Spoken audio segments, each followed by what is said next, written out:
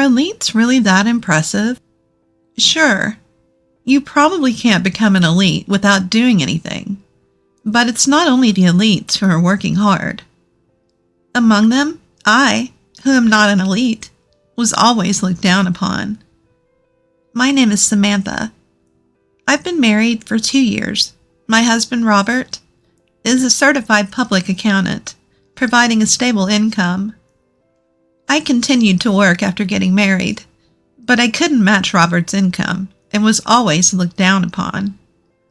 I thought it was inevitable and gave up. Being a CPA comes with a stable income, and it's easy to start your own practice. And above all, it's a profession with a high degree of freedom. Moreover, there's no mandatory retirement age, and the sense of security that you will never run out of work is incredible. As a tax expert, he was in a league that I could never catch up to. As Robert's wife, I desperately served to prevent any shame. And then one day, suddenly my mother-in-law came to the house. I was surprised and flustered. The house wasn't tidy, and I hadn't started any cleaning or laundry yet. A leisurely weekend morning turned hectic. My mother-in-law, as usual, was dressed in elegant clothes and stylish shoes, looking nothing like someone in her 60s. As soon as she entered the house, she began firing off snide remarks. "Oh, Samantha, what's this? How long do you intend to sleep? A wife must wake up before her husband and finish everything. You can't let your guard down just because it's the weekend." I'm sorry. I'll do it right away. Then I thought Robert would defend me, but he started making snide remarks too.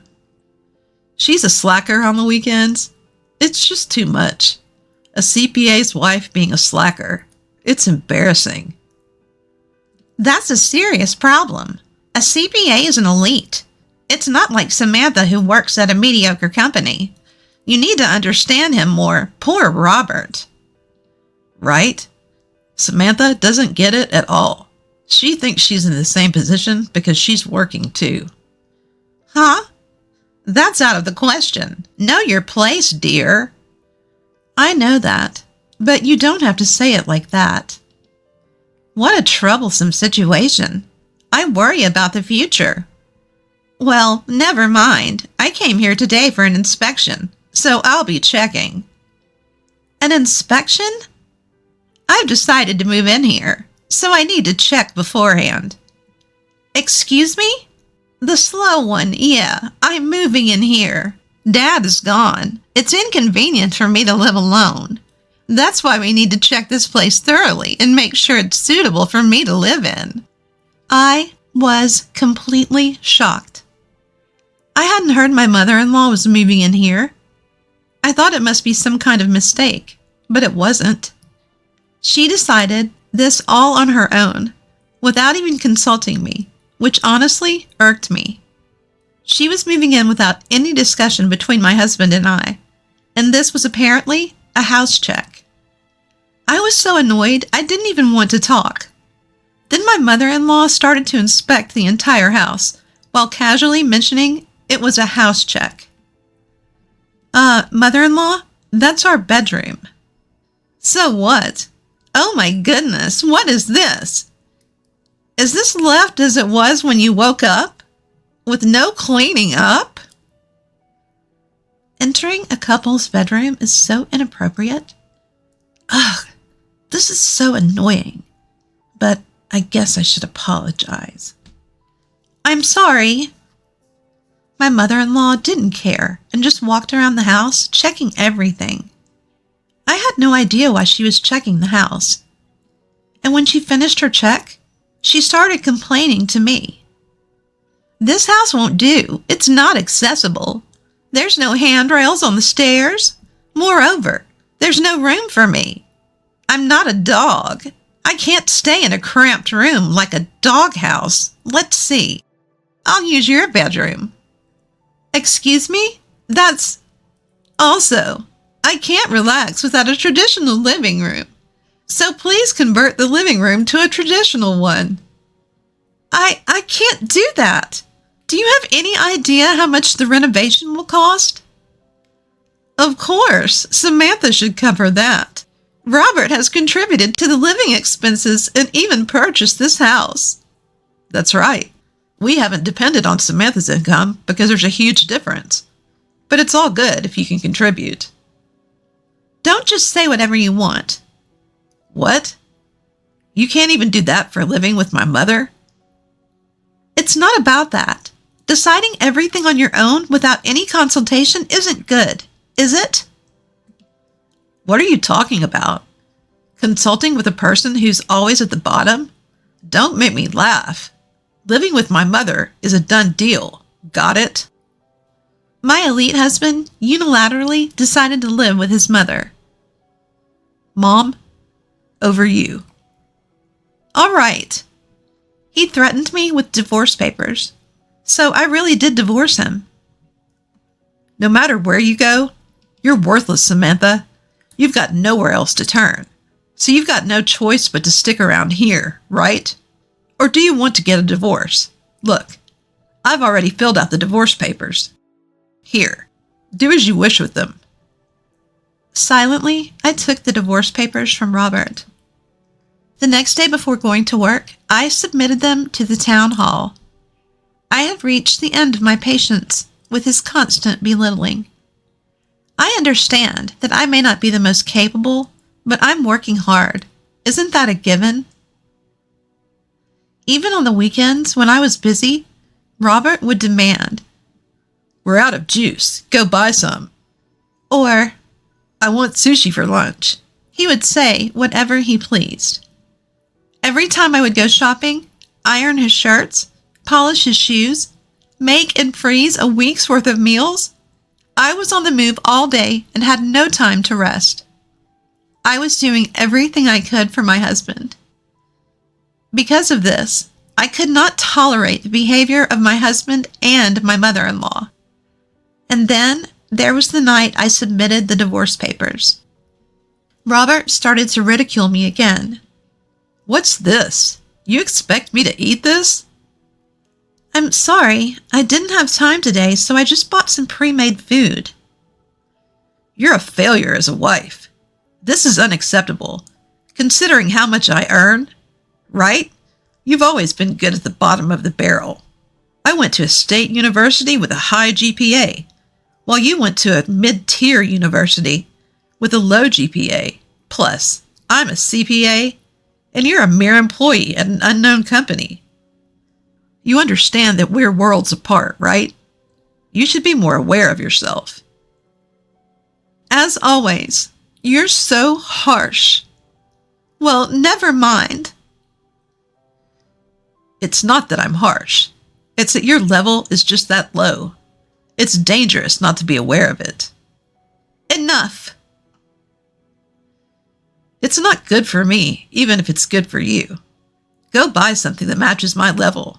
High-end sushi or premium steak. Anything can be taken out. I'm hungry, so go buy it now. That's a wife's duty, right? Well, that was true. Up until now. What's that supposed to mean? Your tone. That was true. Up until now. What's that? I don't have to serve you anymore. Please don't treat me like a slave. Just be grateful that I've prepared anything at all. What? What do you mean? I'm not your wife anymore. I submitted the divorce papers this morning. So I'm not your wife anymore. What? What are you saying?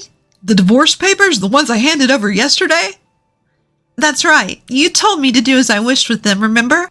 They were already filled out and stamped. I figured that must have been your sentiment. Wait. I only handed them over as a threat. What? Despite signing and stamping the divorce papers, you're saying it was just a threat? That's unbelievable. Surely not. They were accepted without any issues, though. Whoa. Please reconsider. Divorce? No. This is bad. I'm an elite, you know. Divorce, that's seriously bad news. I'm sorry, but I can't keep up with your public image. Although I might not be as skilled, I have never forgotten to be kind and considerate. I've never belittled or looked down on anyone. I've had enough. It was convenient while it lasted. I'll pack my belongings and leave this weekend. Of course, if you want me to leave immediately, that's fine too. This is bad. Bad. What should I do? I have to contact my mom. I never thought that my husband could be such a person. Suddenly, I felt completely detached.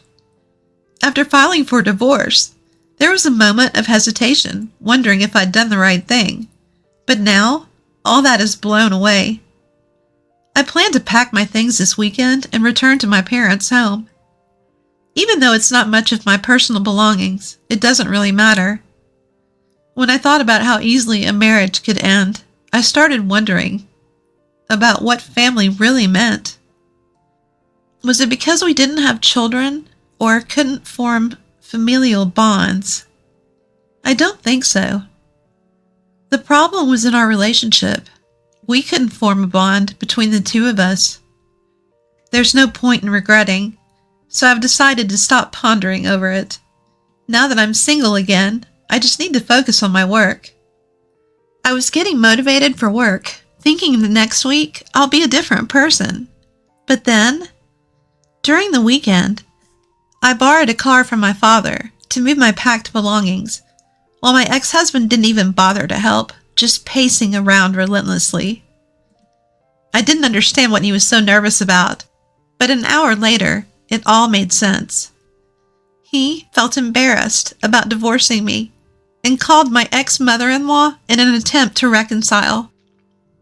As soon as my ex-mother-in-law arrived, he hurried over to her and started explaining. Then my ex-mother-in-law approached me and said, "Samantha, you're really doing whatever you please, aren't you? I don't approve of you divorcing." Do I need a parent's approval to divorce? I was handed the divorce papers right in front of you, remember? You can't claim you didn't know. You really don't understand anything, do you? A simple piece of paper is clearly a threat. Why would you take it seriously?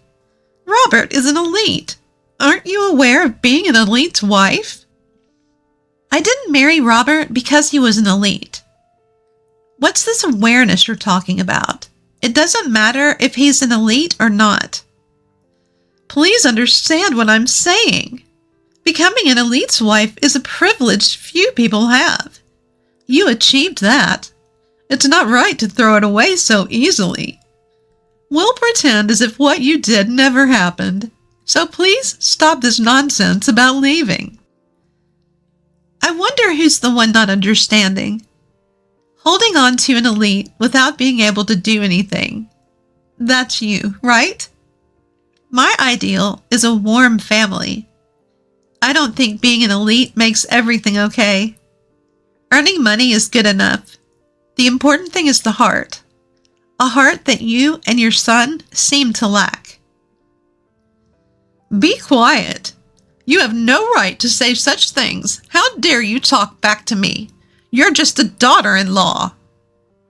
I'm not a daughter-in-law anymore, no matter what you say.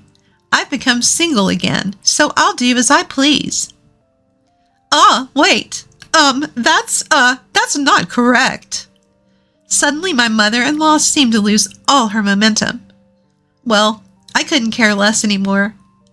And so I started packing again and quickly left that house. The confused faces of those who didn't bother me. I just said thanks for putting up with me. I'm sorry for being such a low-class wife. Please find a high-education, high-income woman for remarriage. Wish you the best. With that, I hurriedly left the house. Returning to my parents' home, I felt a strange sense of relief and comfort. My parents understood, and when they said welcome back, I found myself tearing up. I thought about how foolish it felt to have desperately held on and gritted my teeth for so long. to have been so desperate for such an arrogant husband. Seeing my parents reminded me of the warmth of a family and the compassion of being human. I felt an explosion of all the stress I had accumulated until now, and fell asleep without even eating dinner, sleeping straight through until morning. When I woke up the next morning, I felt incredibly refreshed. For the first time in a while, I decided to cook breakfast for my parents. The home-cooked meal felt nostalgic. Mixed feelings of realizing that I had returned home and regret over the time wasted. However, I had never imagined I would have to restart my life in my 20s. But my parents told me it might be a lucky chance, which I agreed to. I decided to aim for getting a professional certification and strive for promotion. Then something happened after a month. It was a weekend, and I was making hand-cut pasta with my parents. My dad was skilled at making pasta, so I was assisting him and my mom when the doorbell rang. Neither of them could leave their work, so I answered it. Opening the door, standing there, was Robert. "Robert, what are you doing here?" My ex-husband was standing there in the pouring rain, completely soaked without even an umbrella. Surprised, I impulsively invited him in. "Come in, you'll catch a cold." Just then my father appeared. Even though he was in the middle of making pasta, my father appeared with force. "Dad!" "What are you doing here? This is not your place. Please leave." "Dad, Robert's completely soaked. He'll catch a cold." "I could care less about what happens to this man. He's the worst. He made you suffer." "But still..." "Get out of here right now." Just then, my ex-husband fell on his knees, begging. I was taken aback by this sight. I saw Robert like I had never seen him before, the man who was once so proud and looked down on me. And then he started to talk. "Father-in-law, I'm sorry for causing so much trouble. Let me cut to the chase. Please let me remarry Samantha.